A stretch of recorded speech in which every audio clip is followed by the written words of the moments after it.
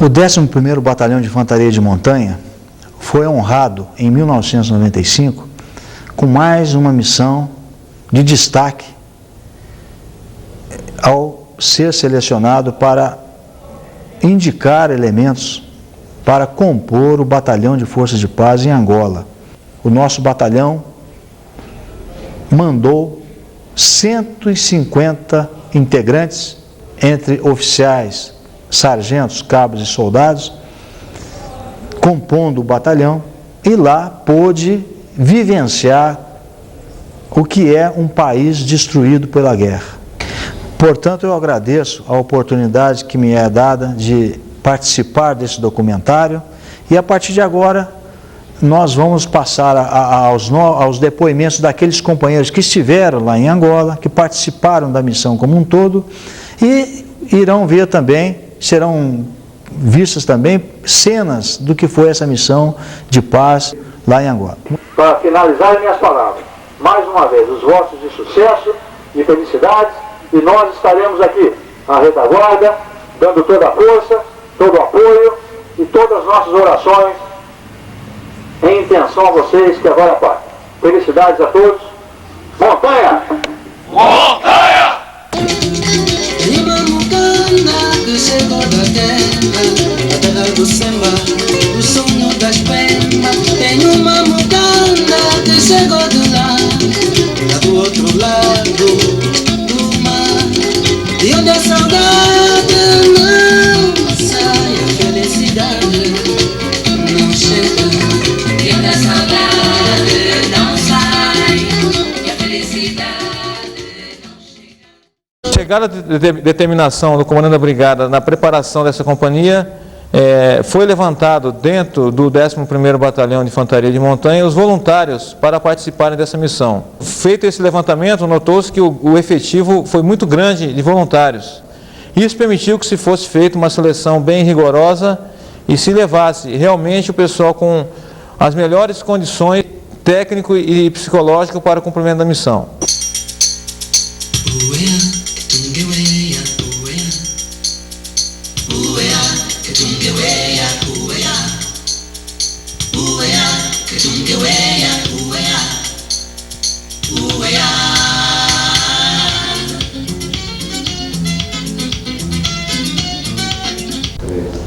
A expectativa da chegada em Angola foi muito grande, tendo em vista que nós não sabíamos muito bem o que iríamos encontrar lá. Apesar de todas as informações que nós tínhamos de como estava o desenvolvimento do processo de paz, nós não sabíamos como estava o país e como iríamos encontrar a situação de vida das cidades e do país. Chegando lá, nós chegamos no aeroporto, o aeroporto nós pensávamos que era um aeroporto, mas era mais um campo de pouso. E passamos por uma cidade praticamente destruída, onde a gente só via as pessoas praticamente com muita fome, não tendo muita... o vestimento quase não tem, totalmente diferente da vida nossa aqui, que são cidades limpas, cidades construídas, enquanto nós encontramos muita coisa já quebrada ou abandonada, principalmente, que fez com que os 20 anos de combate que eles estavam tendo lá, foi tudo abandonado, tudo foi se destruindo aos poucos, foi se acabando tudo. Então foi aquele choque inicial do contraste que nós tínhamos aqui, uma cidade construída, tudo sendo sempre manutenido, sempre limpo, enquanto encontramos lá tudo, muita sujeira, tudo estragado, quebrado, fruto de combate mesmo, de guerra, de destruição. Esse foi o choque inicial que nós tivemos. Aqui é chamada Praça dos Ministérios. Seria a Praça dos Ministérios, uma vez que havia previsão de Huambo ser a capital interiorana de Angola. E aqui seria, como aí no Brasil, a Esplanada dos Ministérios. No caso aqui, a Praça dos Ministérios. O que era aqui antigamente, amigo? Foi palácio. Palácio de quem? Passava. De quem? Do povo. Palácio do Povo. Viva Brasil! Viva Brasil! Viva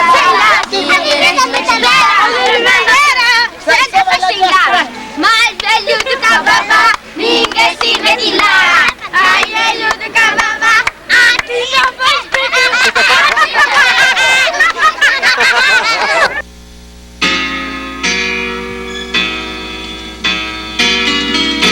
Angola, pátria querida.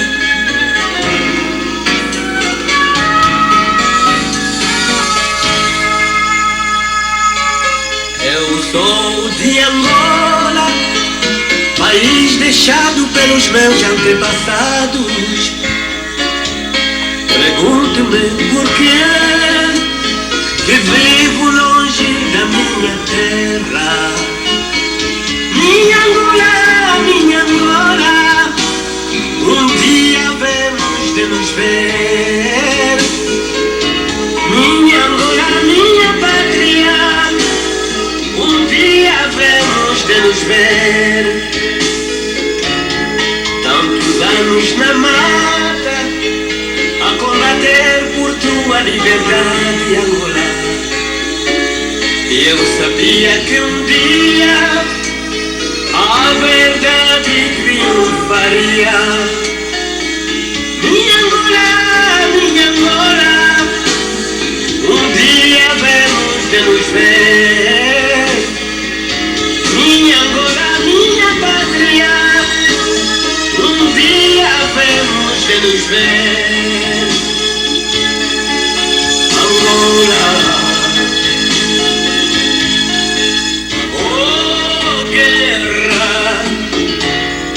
deixa minha terra viver em paz. Angola, reconciliação. Então aqui a gente vê muito contraste, assim como vê casa destruída, que foi mostrado, vê-se casa que já foram reformadas e bonita.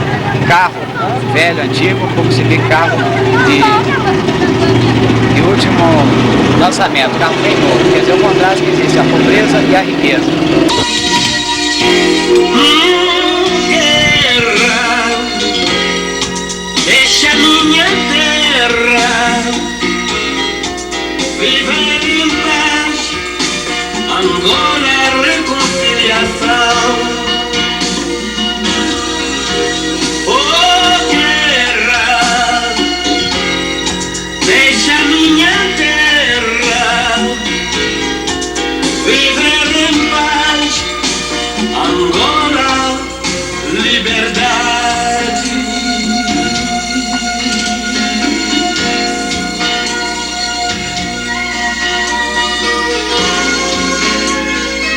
Angola, minha terra.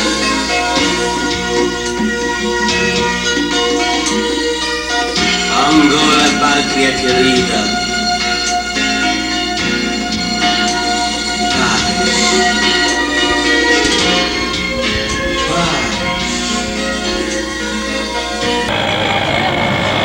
Aí, eu estou mostrando agora, é uma feira chamada de Praça ou Candonga, onde tudo é trocado ou vendido. Existe uma regra assim, cada produto tem um certo valor. Tudo é trocado conforme a necessidade entre os dois que estão a fazer a troca. Quanto é? Ah, Quanto é? $2. Muito caro, amigo. Amigo, pagou quanto? $1. $1? É. Toma, amigo. Não.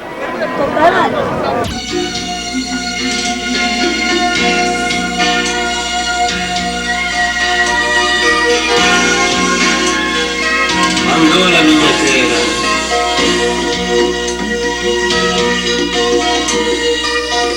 Angola, pátria querida.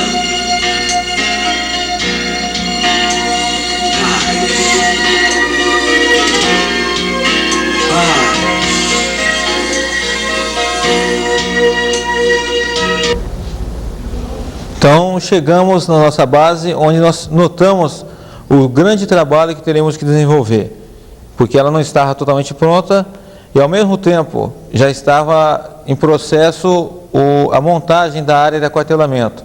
Então vimos que tínhamos um trabalho duplo a realizar, com um agravante que era o período de chuvas. Praticamente o período de chuvas lá, a chuva é muito forte todos os dias. É uma região que não tem pavimentação, então é mato, lama direto, as estradas todas destruídas. Então já notamos que íamos ter uma dificuldade muito grande para fazer qualquer trabalho que surgisse para a gente. Nós começamos inicialmente na reestruturação da companhia, que estava da companhia na sua base, onde havia muitos melhoramentos a serem feitos, em função do contingente anterior ter tido muita dificuldade para se instalar lá, em função da não colaboração do próprio pessoal da UNITA, que era responsável pela área, em se facilitar a instalação da companhia. Cabe salientar que a área que nós estávamos lá era totalmente dominada pela força de oposição ao governo, chamada UNITA, que era parte dos guerrilheiros. Então eles eram muito hostis, eles tinham muita reserva quanto ao contato com a ONU ou qualquer estrangeiro.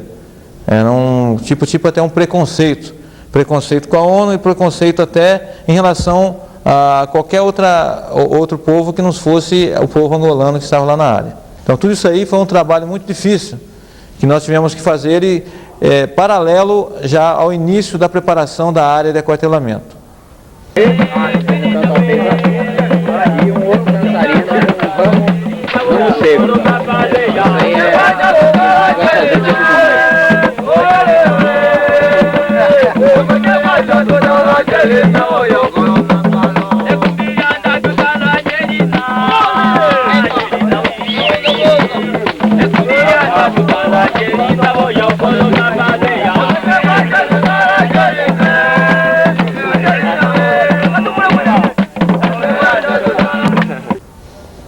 Eu estou falando em área de aquartelamento, mas cabe dizer, a área de aquartelamento é uma área onde foram reunidos os guerrilheiros que estavam espalhados no terreno. Porque a parte da guerrilha ela não tem quartel, não tem instalação, ela fica espalhada no campo. Então a área de aquartelamento é uma área que foi preparada com barracas, com parte de cozinhas, parte de instalação de higiene, etc., para que eles pudessem ser reunidos, serem cadastrados, etc. E todo esse trabalho era de responsabilidade da companhia. Então a companhia teve como missão preparar uma área de aquartelamento, receber os guerrilheiros, podemos assim dizer, os combatentes da UNITA, registrar esse efetivo, que foi em torno de 5.000 homens, receber seu armamento, cadastrar esse armamento e manter esse efetivo nesta área de aquartelamento através de apoio de alimentação, etc., que a parte da ONU também tinha uma equipe para isso. E paralelo a isso, também foi montada uma área de famílias que vamos comentar assim mais adiante a respeito do trabalho também que foi feito lá. essa estrada que nós estamos aqui à frente, a 150 km, está Cuito, onde fica a base do Batalhão de Forças de Paz do Brasil, a qual a companhia faz parte. Então a gente não pode ir até Cuito por essa estrada devido ao fato que existem pontes destruídas e um trecho dela está minado. Então a gente nem passa por ali. Temos que dar uma volta por estrada de chão, que acaba levando mais ou menos, com um tempo bom, 10 horas de viagem.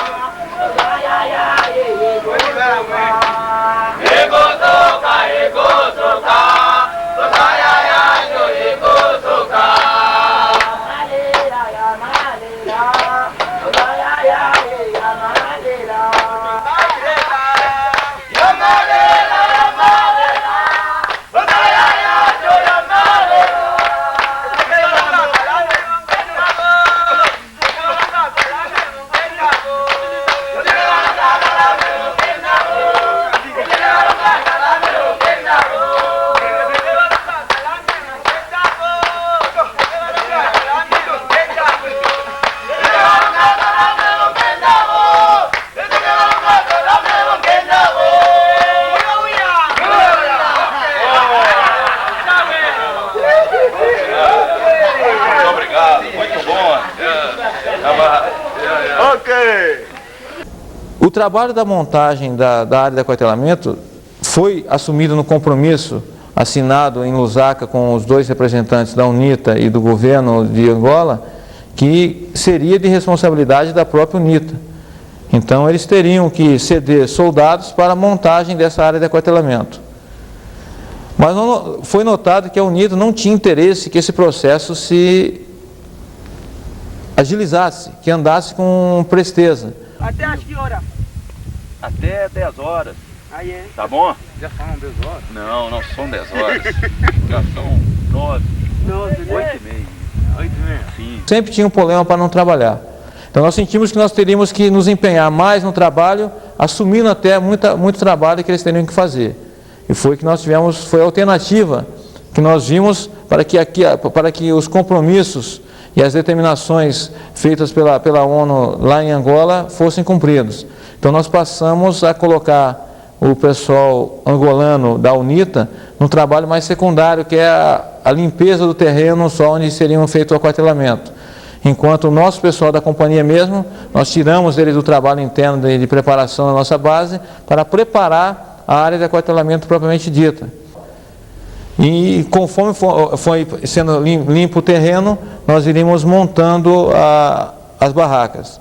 A montagem desse acampamento foi apoiada por um engenheiro militar da Suécia, que era também observador militar da ONU lá em Angola, que foi designado para isso. Então nós tínhamos um apoio de uma seção de engenharia da Índia, que participou conosco dos trabalhos.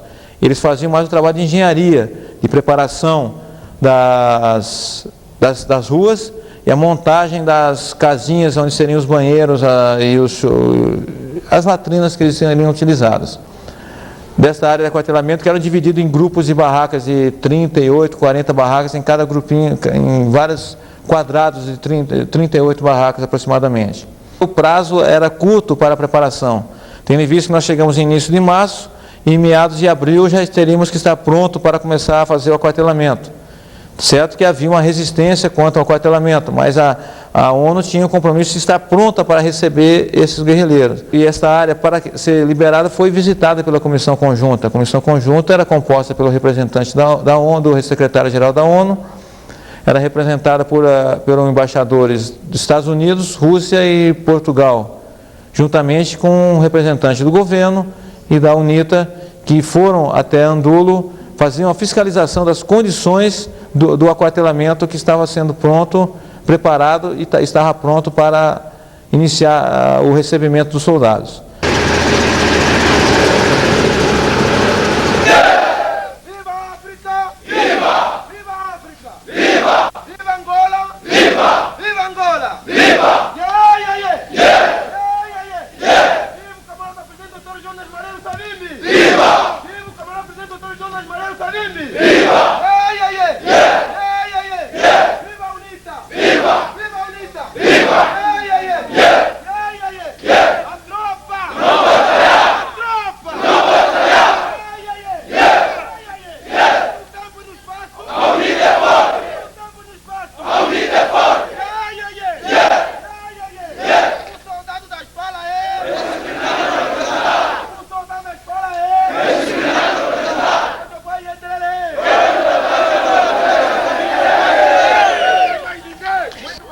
Quando foi declarado que estava em condições para ser aberta a área de aquartelamento, oficialmente então foi autorizado, foi determinado que a UNITA trouxesse os seus soldados.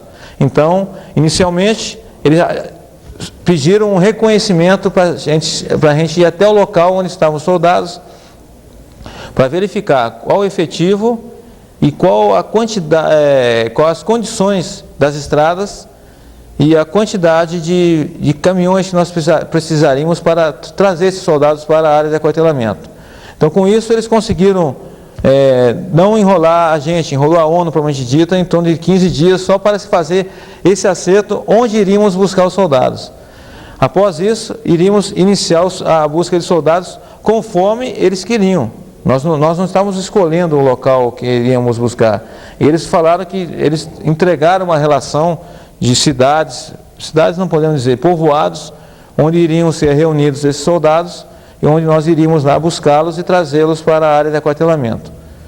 Então, após esse reconhecimento todo, tivemos que verificar a situação de estradas, a situação de pontes, tendo visto que muitas estradas lá estavam interditadas em função de minas, né? Muitas pontes estavam caídas, estavam muito precárias, praticamente não conseguia se passar com caminhão, praticamente dito, tínhamos que o pessoal atravessar a pé. Então, tudo isso aí teve que ser levantado para se evitar algum problema de acidente nesse transporte. Porque as estradas, principalmente, tinham que ser muito bem reconhecidas em função, principalmente, do problema de minas, que é muito espalhada em Angola e foram espalhadas com muita irresponsabilidade, sem planejamento. Então, praticamente, quando se colocavam as minas, praticamente não existia informação se foi colocado em tal área ou não. A segurança que nós tínhamos, que nós levávamos sempre um grupo deles com a gente, oficiais da UNITA, que nos acompanhavam para a busca desse pessoal. Então, isso é que foi a nossa segurança, provavelmente dita, e não de saber se tinha alguma coisa ou não. Então, feito esse reconhecimento, então, como eu estava dizendo, já estávamos em condições de fazer a apanha desse pessoal. Então, ao final de abril, nós iniciamos viagens praticamente diárias, que nós trazíamos em torno de 100 a 250 guerrilheiros para a área de aquartelamento. Nós íamos para a área que eles estavam. Já era aquele drama grande que a família queria vir junto, não podia vir, aquela coisa toda, já criavam, eles mesmos faziam de questão de criar um problema, então já atrasava muito isso daí. A mulher subia no caminhão, não podia subir, as crianças subiam, não podiam, tinham que ficar com uma data posterior que as famílias viriam, então era uma situação difícil. Então nós perdíamos praticamente o dia todo para trazer esse grupo, para se fazer um registro desse pessoal, o registro tanto das armas que eles traziam, quanto ao registro, uma identificação deles, já que eles não têm, lá eles não tinham documento, muitos não sabiam nem quando tinham nascido, não sabiam mais ou menos a idade. Então era uma dificuldade grande. Então eles chegavam na área de aquartelamento, tinha uma área anexa à administração, chamada área de registro, propriamente dito, onde a primeira instalação que eles tinham era a instalação que a companhia tinha responsabilidade, que era a instalação onde nós recebíamos o armamento que eles traziam. Então eles traziam as armas, nós anotávamos todas as armas que eles traziam, toda a munição que eles traziam. Isso eram nossos soldados, nossos sargentos que faziam isso, sempre acompanhado também por um oficial da UNITA que estava lá também anotando tudo que eles estavam entregando, para haver um controle maior disso aí. E é uma coisa importante esse controle em função de não haver o desvio das armas, não haver perda das armas durante essa entrega, já que essas armas tinham destino a serem destruídas, então elas não podiam ter outro destino, então tinha que ser um controle muito rígido quanto a isso. Na dignidade, na liberdade dos corações. Vamos fazer a entrega simbólica da arma e como exemplo, a arma que será entregue é daquele comandante, o melhor comandante que vocês conheceram, que é o nosso adjunto aqui, é o meu adjunto aqui.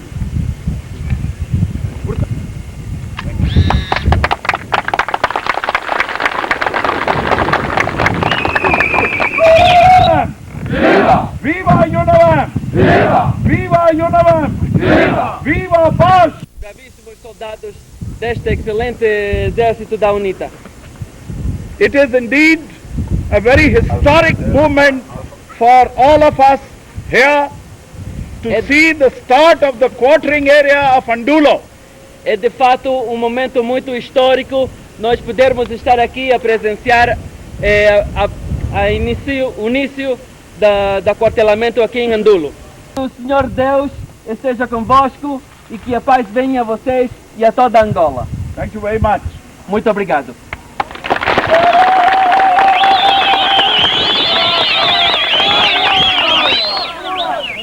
Viva! Viva! Viva Angola! Viva! Viva a paz! Viva! Viva a paz! Viva! Viva a paz! Viva!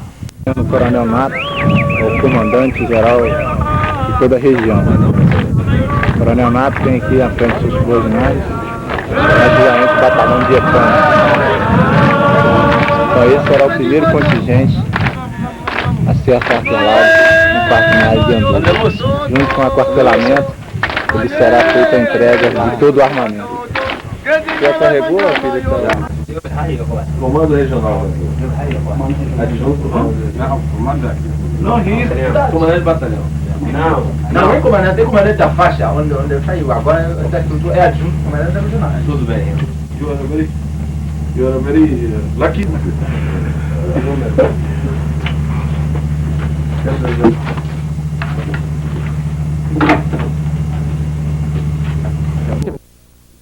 Diariamente era feito esse registro dessas armas, eles passavam por um registro de identificação, recebiam após o registro de identificação um kit com roupas e mais material de higiene, faziam uma inspeção médica, depois eram levados para a área das barracas que eles iam ficar instalados.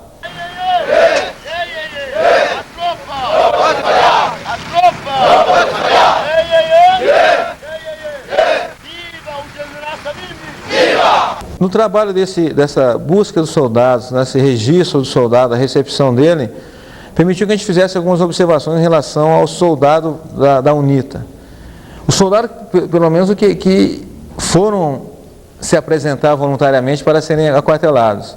Praticamente todos eles não tinham nenhum sapato para vestir, eram todos descalços e maltrapilhos. Eles tinham a arma, mas eram maltrapilhos.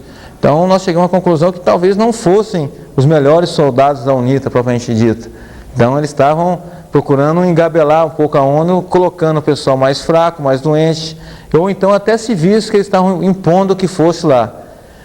Está certo? Durante o registro, o trabalho que nós estávamos fazendo, não podíamos falar isso abertamente. Nos nossos relatórios nós colocávamos algumas observações em função da situação que nós estávamos vivendo lá. A gente não podia ir de encontro, de frente, bater de frente com a direção da guerrilha, nem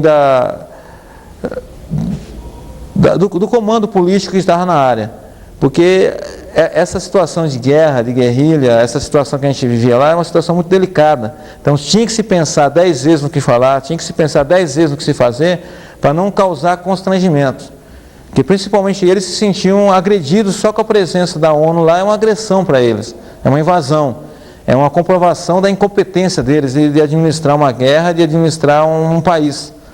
Agora, apesar dessa estarem maltrapilhos, a maioria estava armado. Não vamos dizer a maioria não, agora é melhor. No início a maioria estava, depois da metade do aquartelamento, já se caiu, 60% aparecia lá, não tinha nem arma com eles. Eles iam lá como civis, diziam-se militares, né? A maioria, em torno de 50%, 60% conhecia as armas. Eu acho que num país que viveu em guerra há 20, 25 anos, querendo ou não, mesmo não sendo militar, acaba conhecendo como é uma arma com a utilização. Mas nós fazíamos as perguntas a respeito como é que era o tipo de arma que ele estava usando, se funcionava essa arma, como se preparava a arma para atirar, como se atirava. E notamos que tinha praticamente 30% a 50% não sabia muito nem fazer o uso da arma. Então notamos que havia muitos civis no meio daqueles guerrilheiros que talvez eles poderiam até lutar na guerrilha em função da necessidade de se defender, mas que tinham formação militar, era ali não mais que 50% que tinham uma formação militar mínima de treinamento. O restante foi formado assim, no tapa ou na necessidade de lutar. Isso se lutaram, né?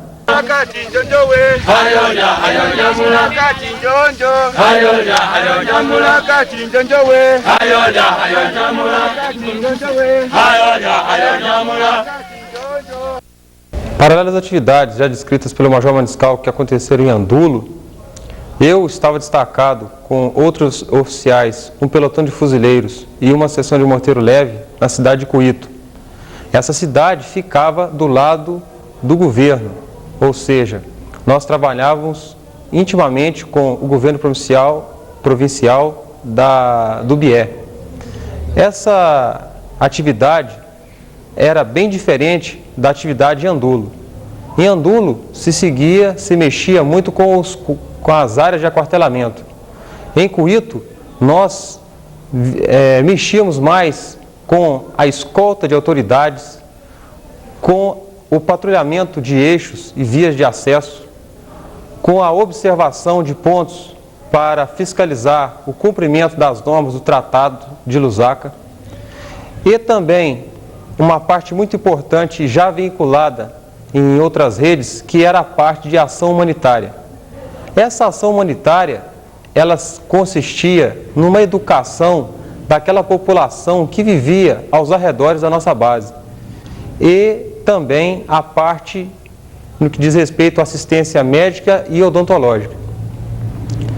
Toda vez que nós saímos em grupos para ministrar essas instruções de saúde, educação, nós éramos acompanhados de um grande número de angolanos interessados em aprender essas maneiras de procedimento para melhorar as suas condições de vida. E os próprios angolanos depois multiplicavam esse conhecimento entre eles.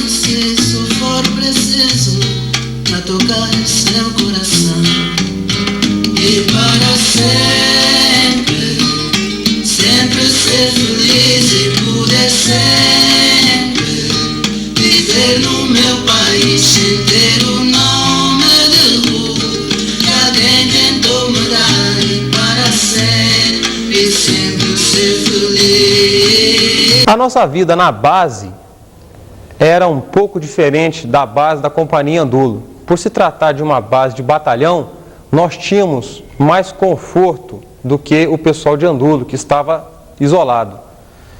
E nós tínhamos à nossa disposição também todo aquele suprimento que chegava de comida, combustível, chegava para nós primeiro, para depois ir para Andulo. Então nós tivemos muito pouca falta, restrição de algum tipo de suprimento, ou seja, de comida, de combustível e de algum material para tratamento de água. E a missão mais importante de Cuito era cumprida principalmente pelos pelotões de fuzileiros da Companhia Reserva, do qual tinha um pelotão aqui de São João del Rei. Eram as missões de patrulhamento de estradas algumas não estavam liberadas ainda, mas nós tínhamos que passar por elas, então nós corríamos o risco de passar em cima de alguma mina, graças a Deus não aconteceu. E nós tínhamos também que mobiliar os postos de observação, os PO, para verificar se o tratado estava sendo cumprido. Então era uma missão que o pelotão ficava 2, 3, 4 dias isolado, com a bandeira das Nações Unidas e a brasileira hasteada num ponto, e observando se havia movimentação de tropa e alguma coisa que estivesse fora das condições do tratado. Qualquer anormalidade vista desses pelotões era imediatamente relatada ao escalão superior.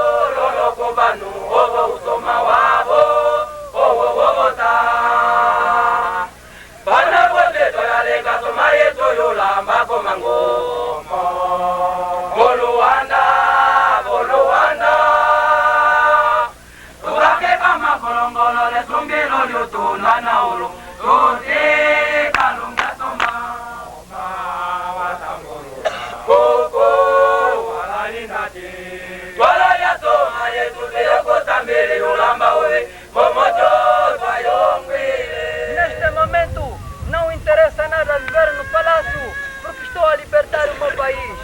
Sinto o meu orgulho de ter nascido nas bases. Já estou a gatinhar e deixo o meu rastro atrás, demonstrando que comecei a escrever a verdadeira história de Angola.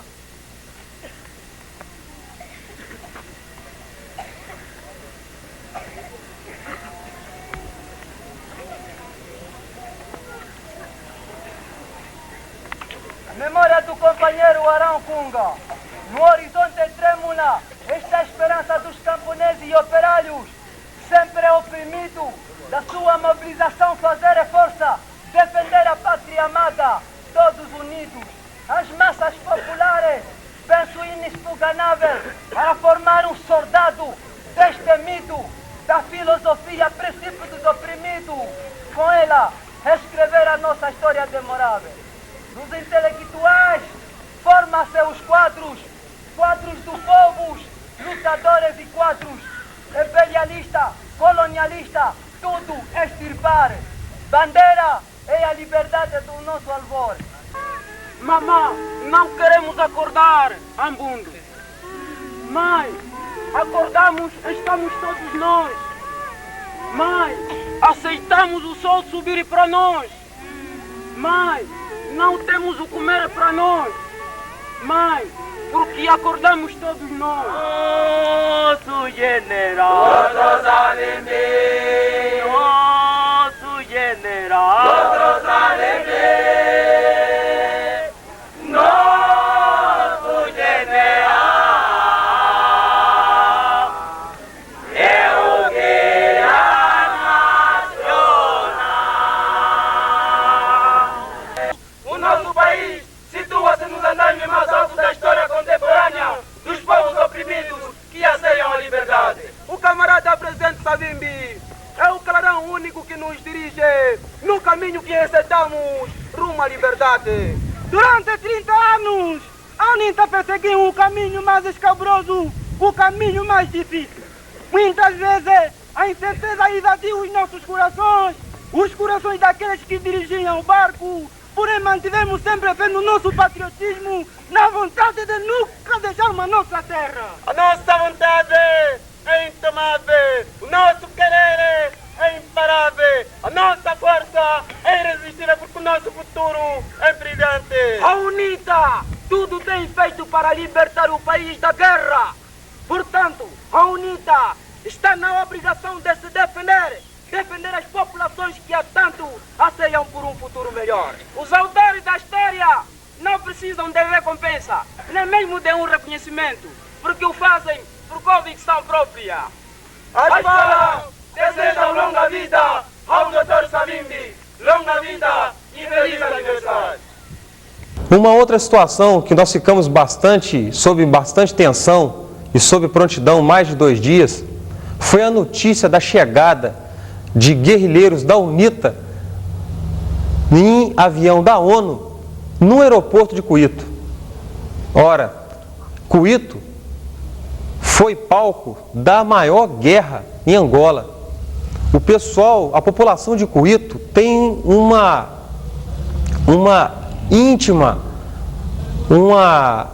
raiva, vamos assim dizer, muito grande do guerrilheiro da UNITA. E a notícia da chegada de guerrilheiros da UNITA no coração de Cuito, ou seja, o seu aeroporto, deixou a população e as autoridades provinciais muito tensas. Em consequência, quem deveria propor a segurança disso tudo, nós, da ONU, ficamos mais tensos ainda. Numa situação de mais de 12 horas total no aeroporto, em total atenção, esperando a chegada desse avião, que por sorte, na última hora, o comando da ONU resolveu não levar esses guerrilheiros para Cuito. É verdade que isso tudo faria parte do plano de que o guerrilheiro da UNITA deveria integrar o novo exército angolano. Para isso, esses guerrilheiros da UNITA incorporariam as tropas do governo que estavam em Cuito. Na última hora, depois de vários conselhos nossos, o comando da UNAVEM resolveu voltar atrás nessa atividade e esses guerrilheiros não foram mais para Cuito. Com certeza, se eles fossem para lá, nós teríamos problema. Pois que não é nada fácil o nosso soldado que combateu durante anos encontrar a compreensão de juntar-se junto daqueles que durante 16 anos foram o seu inimigo. O processo da seleção das tropas terminou com o resultado de 19 homens voluntários para as FARC. O mundo critica-nos, mas para nós pensamos que o processo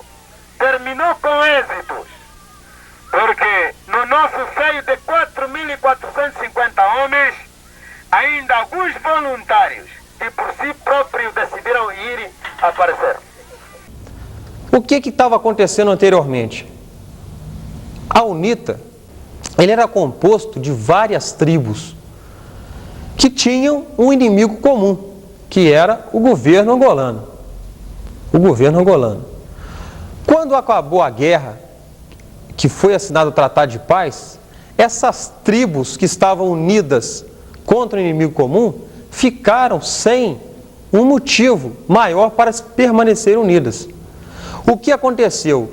Dentro das áreas de aquartelamento, essas tribos, com razões centenárias de rivalidade, deixaram que aflorasse todos esses sentimentos. O resultado disso foi uma guerra de facões, vamos assim dizer, uma briga de facões muito grande entre duas tribos, dentro da área de aquartelamento, entre o próprio pessoal da UNITA.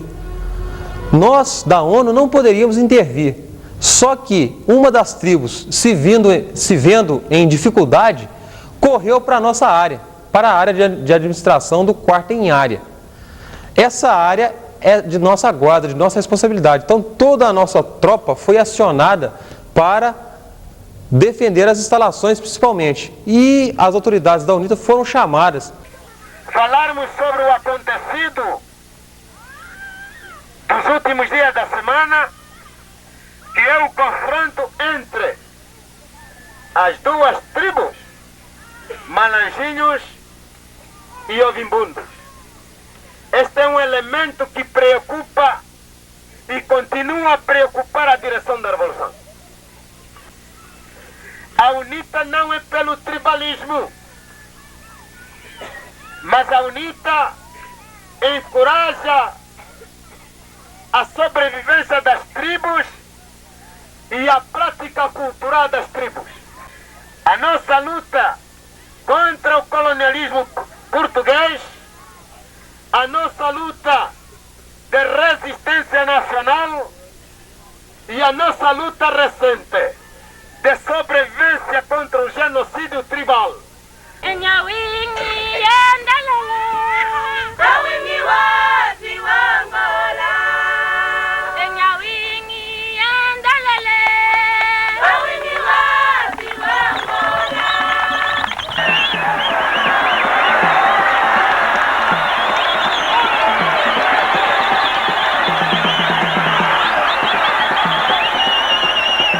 Uma característica muito importante da parte da guerrilha lá em Angola é que onde o soldado ia, estava a mulher e os filhos com ele. Então ele sempre estava sendo acompanhado com a família. O apoio logístico do soldado da guerrilha é a família dele. Agora, o que é a família do soldado lá? Lá a situação era muito difícil, assim, em função da guerra. Então a família, muitas vezes, não tinha um casamento. O casamento era assim, o pessoal se juntava, mas o homem podia ter lá mais de uma mulher. Agora ele tinha condição de manter essas mulheres. Então o cara quem tinha mais mulheres tinha mais poder, pode assim dizer. Comandava mais. Então normalmente um oficial lá tinha 3, 4 mulheres. No conceito de vida deles, o homem é para a guerra e a mulher é para o trabalho. O trabalho de manutenção de uma família todinha era feito pela mulher. E lá, pela situação deles a guerra ter sido muito longa, existe menos homens que mulheres também, em função disso. Meu filho nasceu longe dela, com os olhos molhados no canto, parece que até quer chorar. A túbia perdida no asfalto, do grito do homem mais velho, do cheiro da morte no ar, dos gotas na terra distante, o tronco manchado de sangue, o sangue que nunca secou. O grito da última esperança, da marca deixada no peito, da ferida que nunca sarou.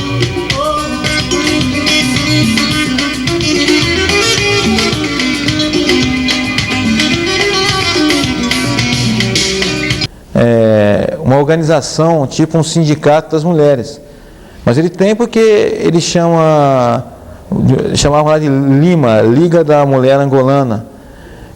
Eles fizeram isso porque durante todo o combate da UNITA, quem transportava a munição, quem transportava a comida, quem fazia esse apoio logístico era a mulher.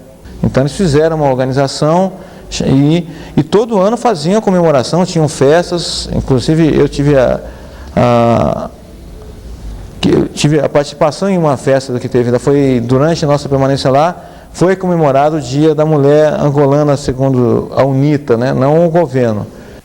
De 18 de junho de 1973 a 18 de junho de 1996, o público vai responder. São 24 anos de existência da Lima.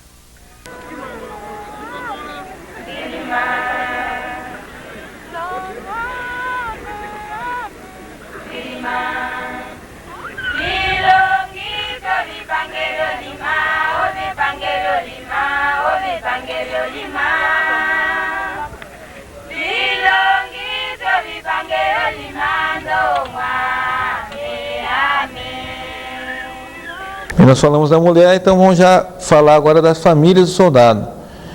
O combinado com a UNITA era que o soldado viria para o aquartelamento. Após isso, ele iria numa área designada, que foi determinada pela UNITA, construir uma área próxima ao aquartelamento, sua casa, para que colocasse a sua família. E já que estava acontecendo, muitas famílias vieram a pé, andaram 40, 50 quilômetros e estavam morando com o marido delas na área de aquartelamento, onde era proibida a permanência das mulheres e crianças. Esse problema se agravou mais que, como a família não estava registrada ainda, ela não tinha direito a receber a alimentação. Porque a alimentação era controlada, era recebida em função do registro que era feito. Então o soldado foi registrado, esse registro ia para Luanda, em função desse registro eram mandados cada 15 dias caminhões com a alimentação a ser distribuída para o soldado. Só que a família não estava registrada, não tinha comida. Tanto que chegou ao ponto de, num sábado à tarde, eles quase invadirem toda a área lá de administração para apanhar comida. Então foi uma das piores situações que nós vivemos lá.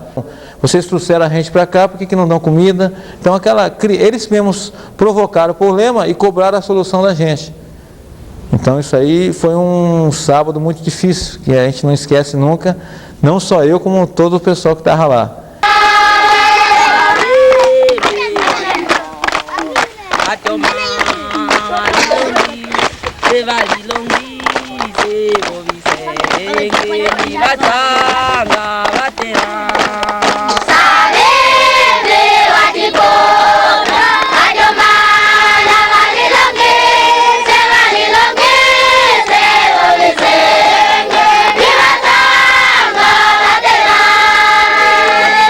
E a parte da segurança era a nossa responsabilidade, então para ter uma segurança maior na tranquilidade dos ânimos, né, dos soldados, nós colocamos uma equipe então para trabalhar na preparação da área de famílias. Aí colocamos uma equipe para fazer o registro das famílias. Esse registro era feito de que maneira? Quando o soldado foi registrado lá na apresentação dele, ele declarou a mulher, os filhos, etc. que tinha. E nós fomos no terreno confirmar essa mulher, esses filhos que ele teria. Então nós fizemos esse trabalho de conscientização que eles tinham que preparar a casa das famílias. Porque assim, elas estando instaladas numa casa, elas seriam registradas, né, e a partir desse registro teriam direito a uma cota de alimentação durante todo o período de aquartelamento, em função do efetivo da família. Esse registro de família deu muito problema, porque quando eles notaram que quanto mais filhos teriam, mais maior quantidade de comida receberiam, começaram a aparecer a mulher com mais 10 filhos, mas só que ele declarou anteriormente 5. Então nós vimos que já estava havendo já o golpe, né, tentando enganar a gente. Então nós fazíamos uma pressão e descobrimos que realmente eram 5 filhos, então foi um trabalho difícil de conscientizar que eles não podiam estar fazendo isso, que ia acabar faltando comida para eles mesmos. Tá. O nome da senhora? Rosana Sousa. Rosana Sousa Antônia de Sola. Ah, é Maca! Já peguei. Ah, tchau. Espera, espera. Não, está mentindo. Não, É rosa. E por que falaste rosa? Antônia de Sola. Ocho. Atrapalha muito. Atrapalhação O não. português custa. Ó, está mentindo. Quer ver? Não, Espera, espera, Não espera, está espera. mentindo. Andou com o seculo. Andou com o seculo, não fala. Do essa aquilo? Sim. Como é? Tá vendo? Você, o Não, meu nome, você mesmo, senhoras, é por isso que eu digo, quando você Como é está o nome do vosso marido? Meu marido é o... Vitorino Scalei, um nome. Como é que o seu nome dele? Está registrado, esse é Antônia Tissola, tá? Essa Riqueta Feliz é aquela que eu... Só que nós no vimos durante a guerra, que os estudos foi pouco. Os estudos foi muito pouco. Eu não posso trabalhar. Duas senhoras que eu meti no registro, na minha entrada. Essa é a senhora da casa ou a senhora da guerra? Esta é da casa. E a outra que era da frente? Aquela também é da casa. E a qual que era da resistência que o senhor falou? O que eu falei que é da resistência, que é a mesma. Esta aqui é a Antônia Tissola. Nós tínhamos, praticamente todos os dias, tinha o falecimento de uma criança. Então é uma área difícil. No final da área de aquartelamento, quando nós estávamos para vir embora, nós tínhamos aproximadamente 5.000 pessoas na área de família, entre mulheres e crianças, com mais 4, 5.000 soldados na área de aquartelamento. E a terra que me fez chorar ao vê-la perder os seus filhos querem voltar. Oh, a terra que me fez chorar ao vê-la perder os seus filhos e alguns já nem podem voltar. Casa Lhe deram o que ontem? Hã? Lhe deram o que? Onde vieram nos bater? Bateram no mais velho, não nos miúdos. Juntos miúdos, Bateram também. juntos cunhadas, juntos mulheres. E elas estavam o quê? Apanhando todo mundo? Estavam a chorar? A partir que a rasgar as tendas de cima da casa. Estavam a lhe bater? Sim, Mas não lhe bateram, Antônio. bateram. Em vós? Um de nós, onde me deram uma chapada. Aonde lhe deram a chapada? Aqui. No braço? Ou Não, aqui na bochecha. Na bochecha? Sim. E chorou? O que você fez para levar uma chapada? É nada. Tinha que fugir na mata, Antônio. A mata toda gente da corrida. Ali se te apanhar, vão te matar mesmo ali. Era lá duas pessoas. Hã? Alejaram lá duas pessoas. Alejaram? Sim, foi no hospital. Foram no hospital? Sim. Oito. Hospital? Agora não vai mais haver mata, não é mesmo? Hã? Vai haver mata ou não? Ainda me faz. A direção da UNITA estava desviando a comida que era distribuída para os soldados. E houve um tumulto sério também, onde quase chegaram às vias da agressão para cima de nossos soldados, para cima da gente, em função da falta de comida, pela precariedade da comida que estava sendo distribuída. E nós tivemos que, no dia dessa formatura, fazer uma retirada às pressas do local da formatura para não haver o confronto com os soldados, já que eram 60 soldados nossos contra em torno de 4.000 que estavam ali em forma exaltados por problema de alimentação. Esse problema foi levantado, foi levado à direção da UNITA, onde o próprio comandante de campo da UNITA foi destituído em função desses problemas todos e foi colocado um outro.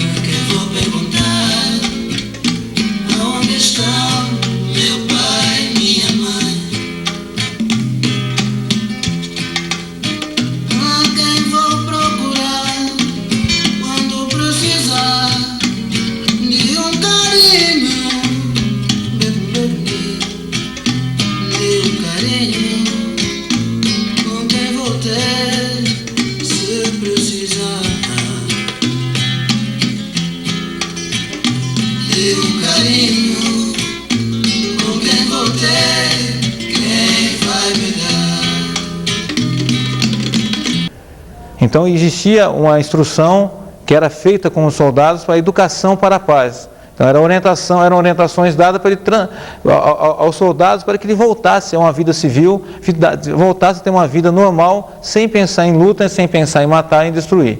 Outra instrução que tinha era a parte da alfabetização, onde era ensinado aos soldados a ler, escrever, a ter uma atividade para ele se integrar normalmente a uma pessoa normal, ter uma vida normal. Estava eu com uma maçã no bolso e me solicitaram uma criança aleijada com a perna toda ferida. Estava no início da missão, minha primeira missão real, eu falei, gente, se eu der não haverá problema. E fiz isso, dei a maçã para a criança. No que eu estou saindo com o caminhão, juntou mais 8 crianças maiores naquela criança, e espancaram até que o mais forte conseguiu ficar com a maçã. E eu não pude fazer nada, não tem como entrar. Vou falar em nome de todos os soldados da companhia, nós que participamos dessa missão de paz em Angola, sobre esses 6 meses que nós ficamos lá. Foi muito bom, não só como militar, que nós todos somos como militares, mas também mexeu muito com o nosso lado humano, nosso lado como pessoa, coisas que a gente às vezes só via falar por televisão, ouvia em telejornais, a gente teve a oportunidade de ver e sentir como que é a coisa de perto. Eu acho que é a coisa que nós vamos guardar pro resto das nossas vidas, quem for continuar a carreira militar, quem não for continuar. Nós conhecemos lá pessoas de outro país, as pessoas que eram civis, que trabalhavam para a ONU, nós ficamos muito amigos dele, o pessoal da ONU, conhecemos culturas diferentes. A gente também tinha a convivência com a UNITA, que a gente convivia muito de perto, eram as pessoas humildes, trabalhou duro, mas acho que foi uma coisa muito válida.